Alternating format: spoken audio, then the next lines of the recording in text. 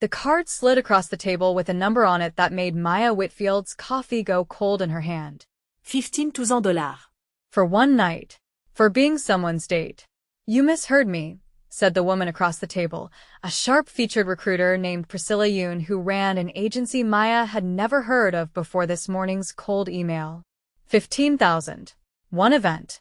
A gala at the Latte Grand in Koreatown. You wear what we provide, you stand where we tell you, you say almost nothing, and at the end of the night you go home $15,000 richer. Maya worked as a secretary for a mid-sized shipping logistics firm in downtown Los Angeles, answering phones and filing manifests for a salary that barely covered her rent in a city that seemed determined to squeeze her out of it.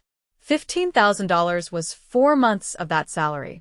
$15,000 was the difference between drowning and breathing. Who am I supposed to be a date for? Maya asked, setting her cup down carefully, the way she handled everything when her instincts told her to be careful.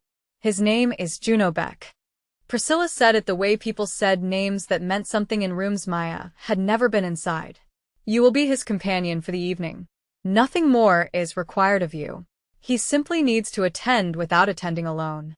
Maya had grown up in a neighborhood where certain kinds of men existed in whispers before they existed in names, men whose businesses nobody asked too many questions about, men whose presence in a room changed the temperature of it.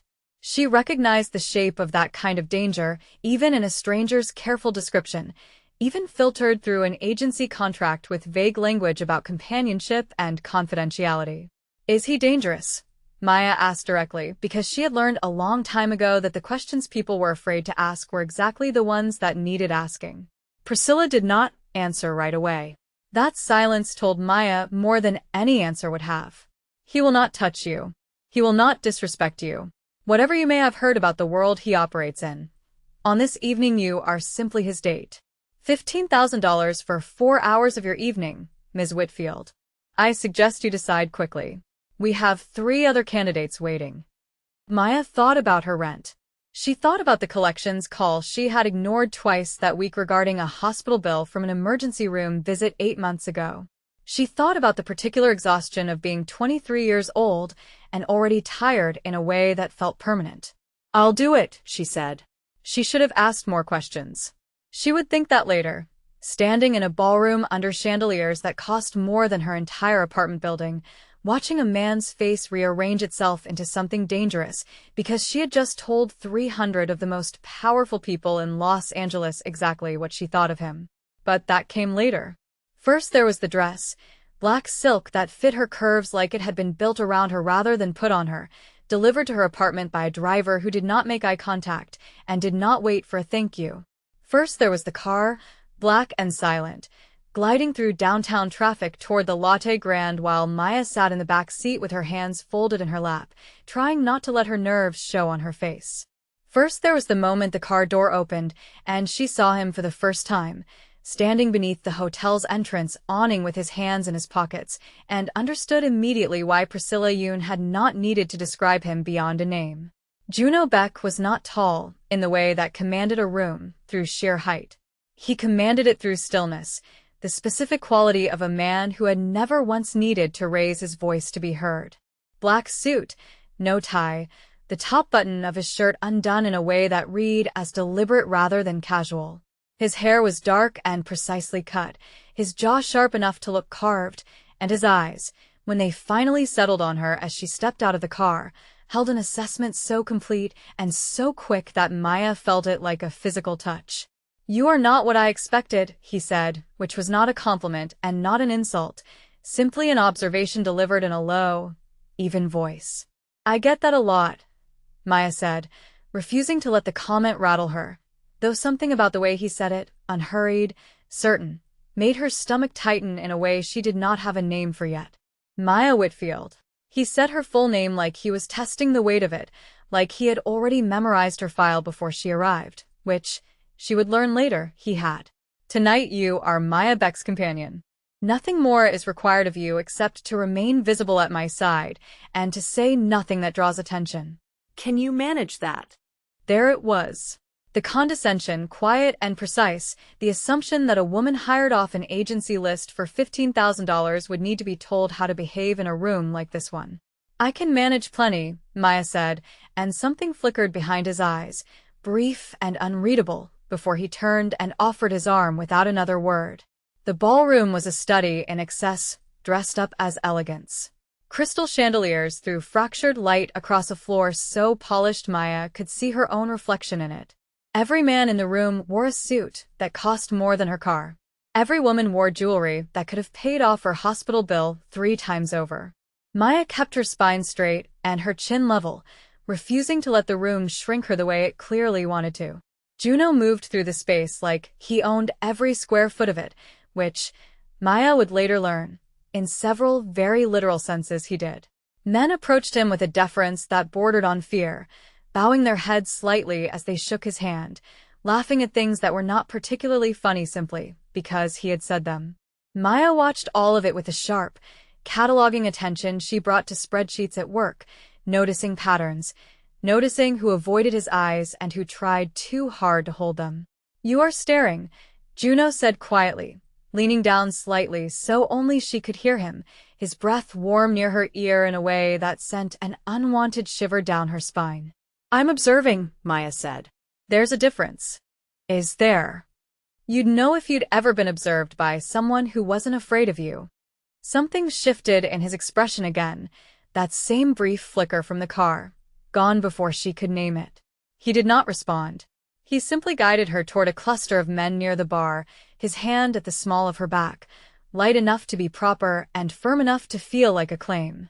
The trouble started with a man named Desmond Ashworth, a real estate developer with a permanent flush to his cheeks and the particular confidence of a man who had never once in his life been told no and meant it.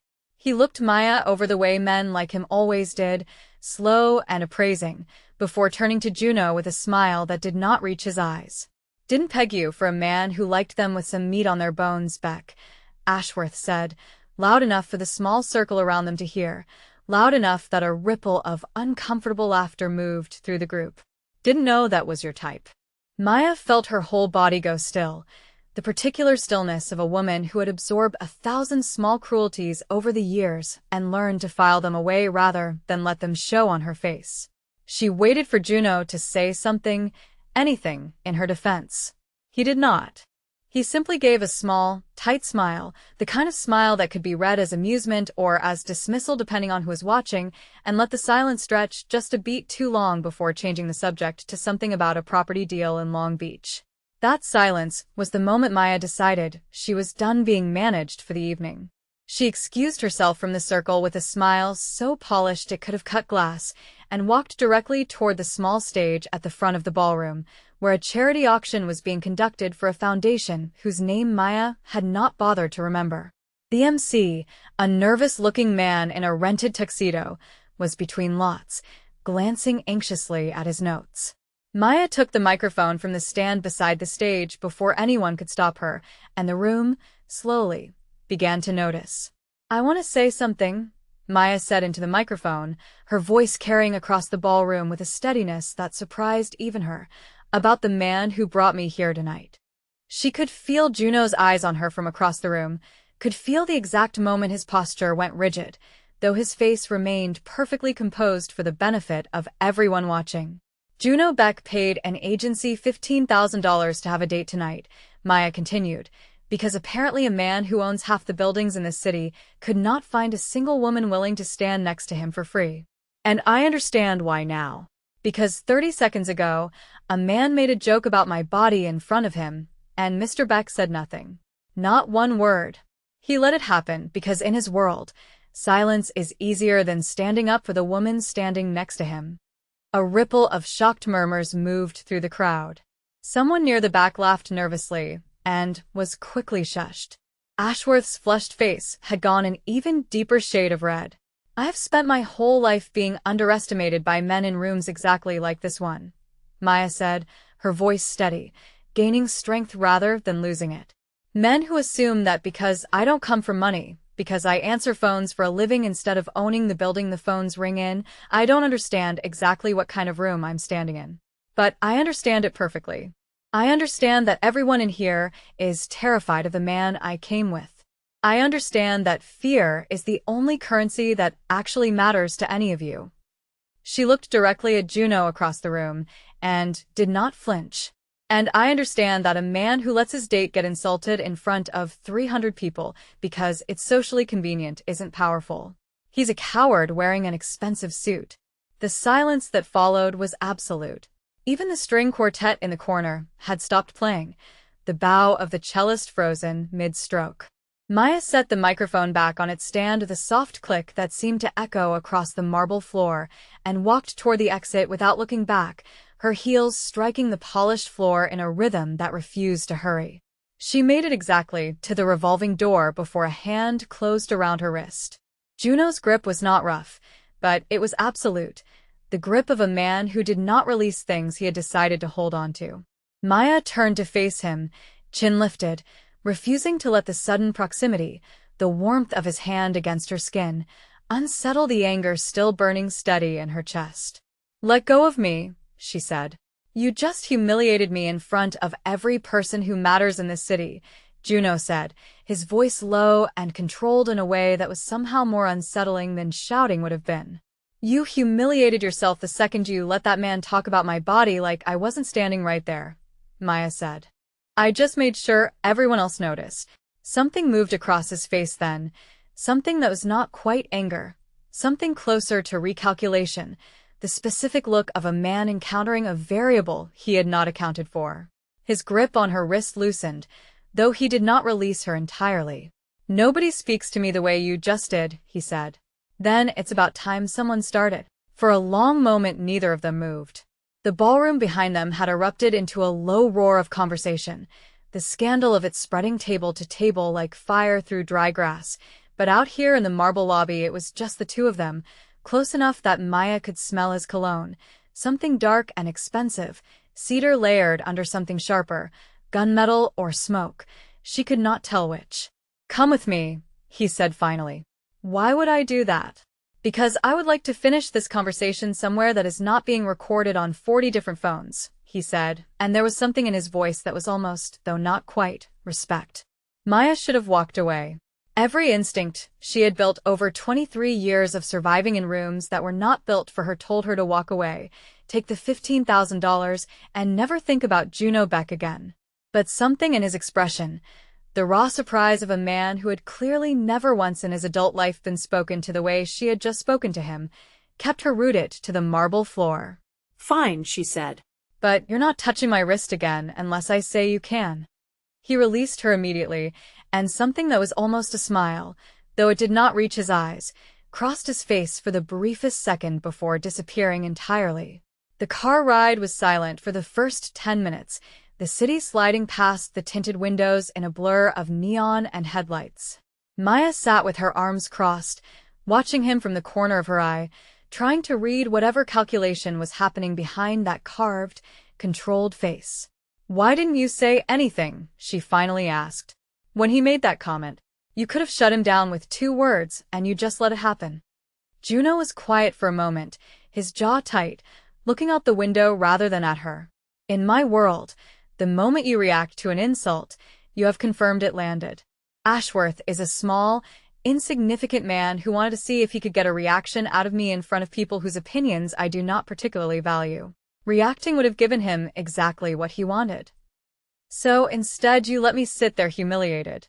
"I did not expect you to be humiliated," Juno said, turning to look at her directly now, something raw and unguarded briefly visible in his expression before he mastered it again.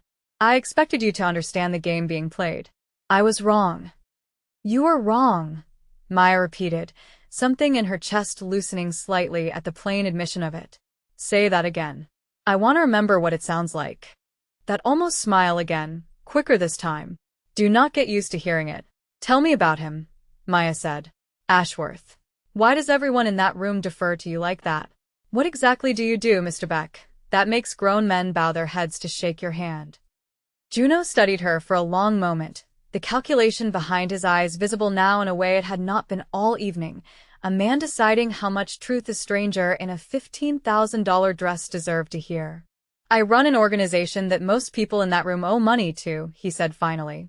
"Directly or indirectly.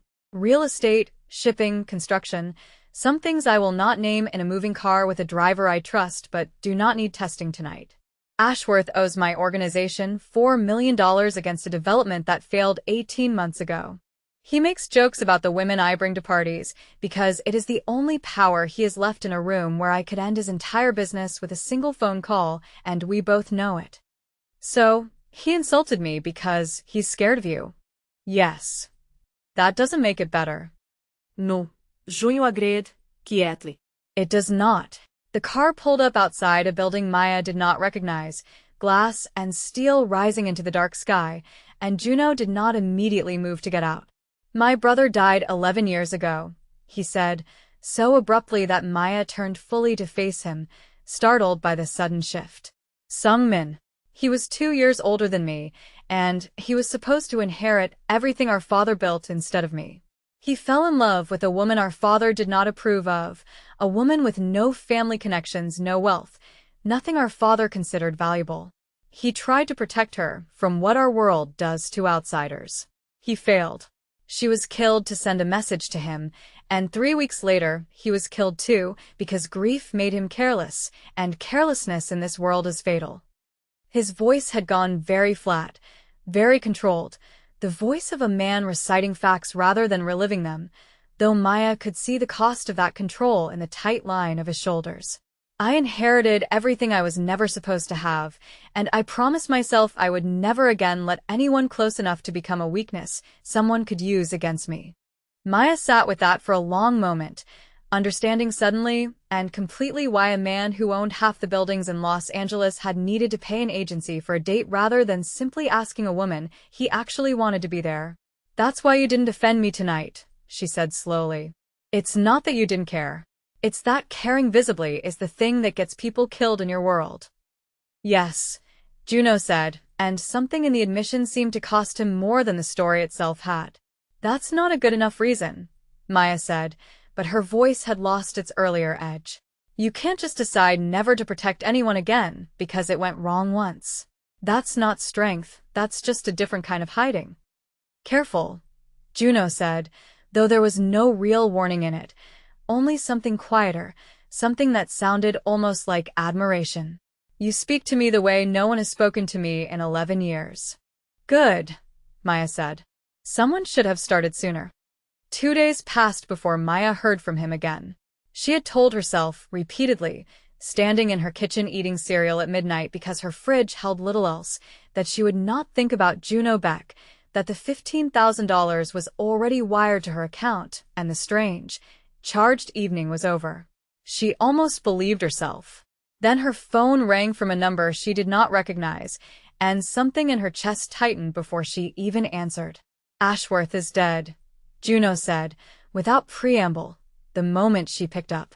Maya's stomach dropped. What? Not by my hand, he said quickly, and there was something almost gentle in the correction, as though he understood exactly what conclusion her mind had leapt to. Shot outside his office 2 hours ago. My people are working to understand who did it and why, but there is a strong possibility this is connected to the debt he owed, and to the fact that his humiliation at that gala became public knowledge within hours. Someone may believe I ordered it as punishment for the insult to you. I did not. But belief is often more dangerous than truth in my world. Why are you telling me this? Because you were photographed with me leaving that ballroom, Juno said, his voice tightening with something that sounded, unmistakably, like concern. Because if whoever killed Ashworth believes you matter to me, you are no longer simply a woman I hired for an evening. You are a liability or a target, depending on how they choose to see it. I am sending a car. I want you somewhere I can protect you until this is resolved. Maya's hands had gone cold around her phone. I have a job, Juno. I have a life. I can't just disappear because someone got shot.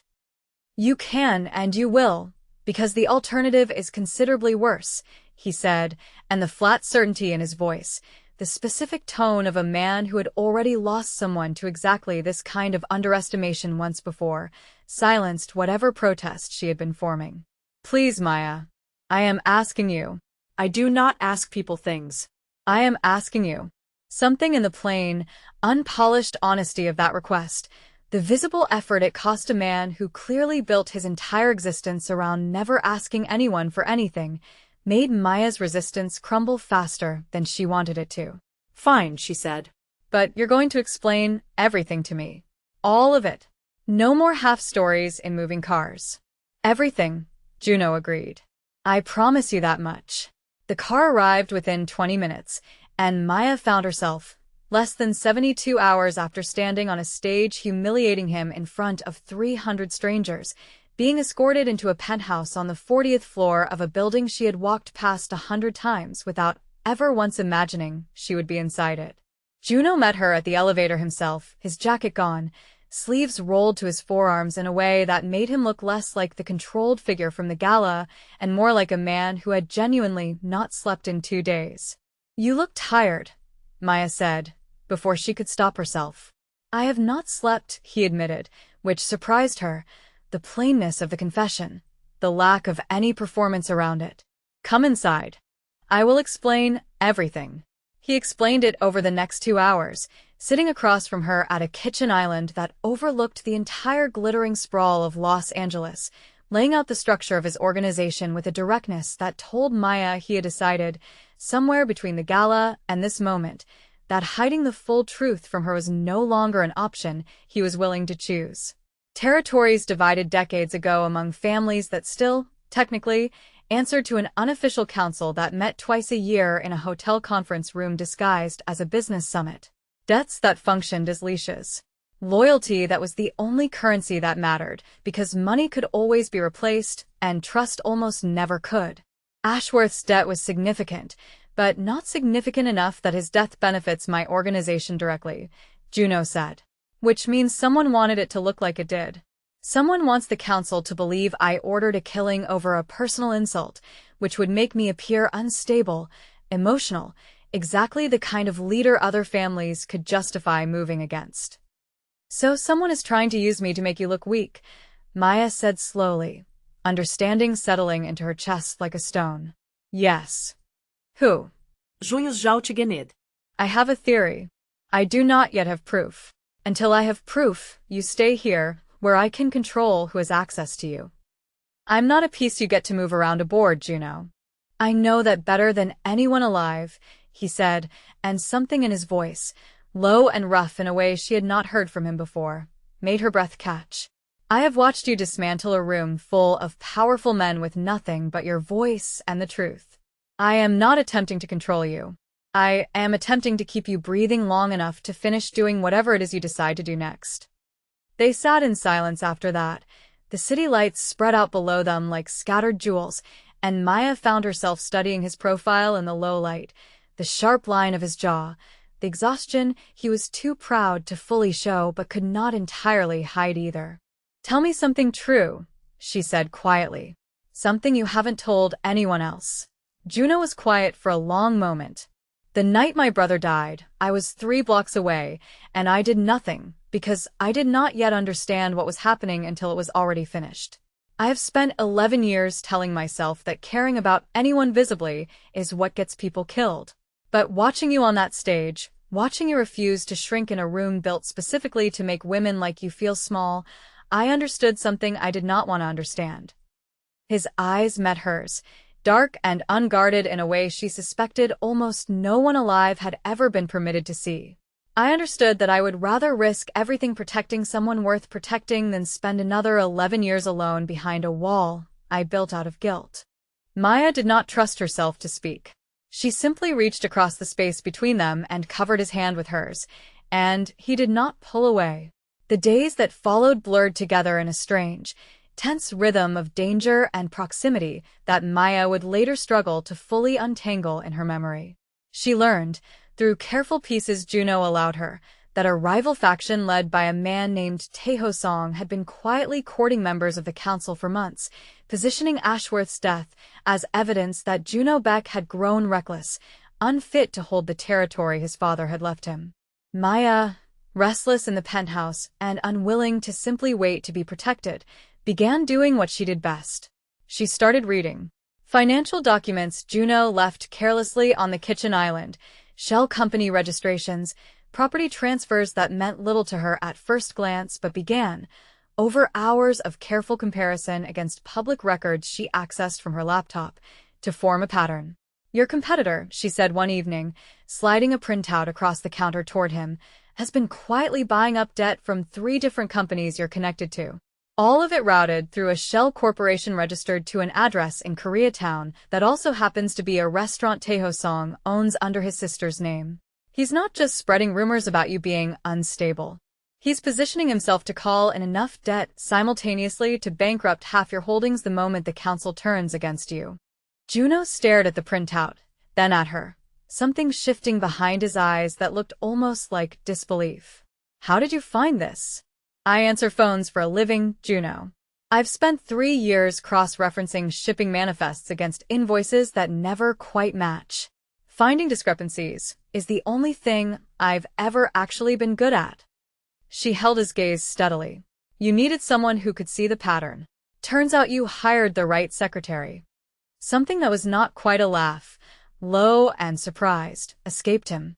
"You are the most unexpected thing that has happened to me in 11 years. "Get used to it," Maya said, and this time when he reached for her hand across the counter, she let him take it.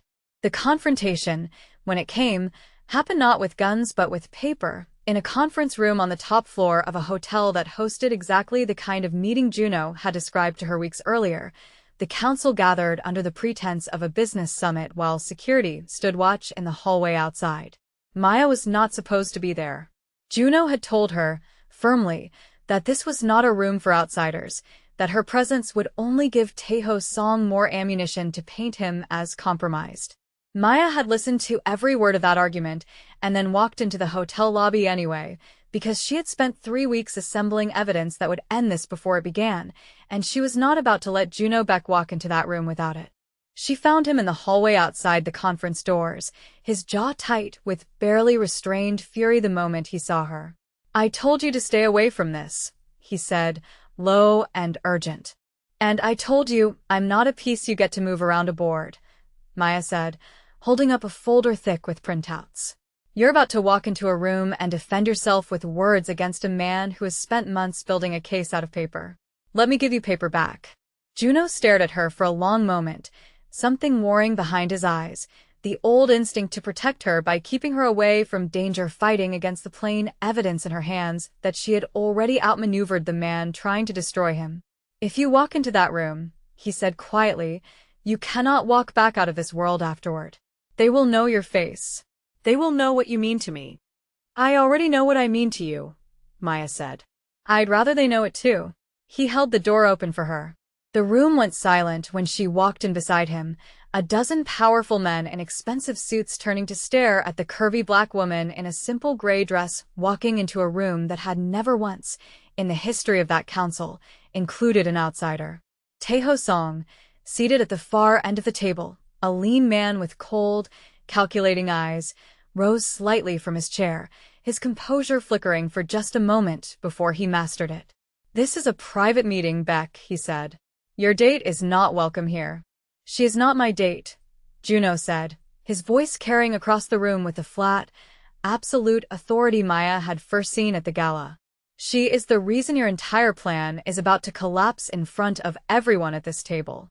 Maya stepped forward and set the folder down in the center of the table, sliding it toward Tae-ho-song with a steadiness that did not betray the pounding of her heart. "3 months ago you started buying up debt connected to Mr. Beck's holdings," Maya said, her voice clear and even, carrying the same steady authority it had carried on that ballroom stage. "You routed it through a shell corporation registered to an address that traces directly back to a restaurant your sister owns. You spread word through this council that Ashworth's death proved Mr. Beck had become unstable, reckless, unfit to hold his territory, all while quietly positioning yourself to call in enough debt simultaneously to bankrupt half his holdings the moment this council turned against him." She let the silence sit for exactly 1 beat before continuing. "Everything is in that folder. Bank records, shell company filings, the wire transfers that connect you directly to Ashworth's debt 3 days before his death. I would be very careful, gentlemen, about believing a man who builds his entire case on rumor while sitting on evidence this incriminating." The room erupted into low, urgent conversation, men leaning toward each other, papers passing hand to hand as they confirmed what Maya had just laid bare. Taeho Song's face had gone pale, his composure finally cracking as the weight of exposure settled over him. "This changes nothing," he said, though his voice had lost its earlier confidence. "The council will still question Beck's judgment for bringing an outsider into this room." "The council," said an older man near the head of the table, a man Maya would later learn was the closest thing this world had to a chairman, "will instead be questioning your judgment, Song, for nearly starting a war over territory you were already illegally maneuvering to steal.